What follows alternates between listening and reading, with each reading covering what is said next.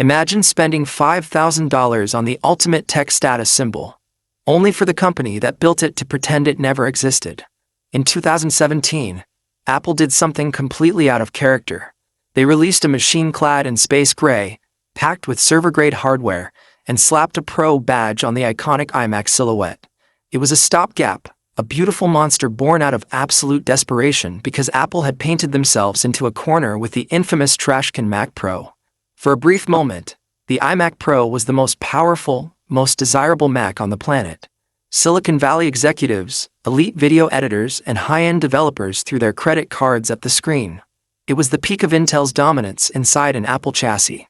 But then, just as quickly as it arrived, it vanished, discontinued with a cold, abrupt notice on Apple's website telling buyers to get it while supplies last.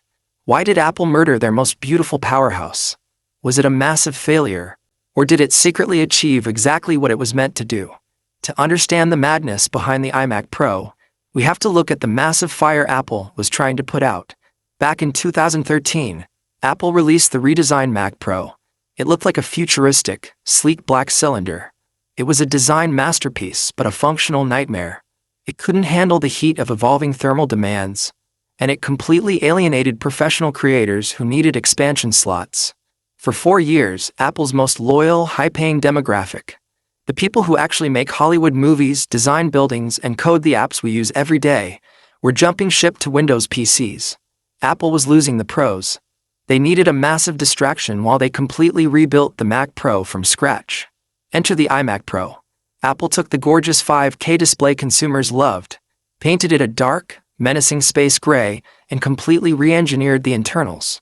They ditched consumer chips and crammed in massive Intel Xeon processors up to 18 cores. They partnered with AMD to put Vega graphics inside, backed by high-bandwidth memory. They even invented a completely new dual-blower thermal system, just to keep the machine from melting itself down. It was a technological marvel.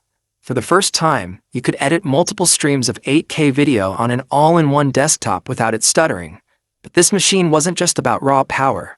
It introduced something that would secretly change the entire trajectory of Apple hardware forever. The T2 chip.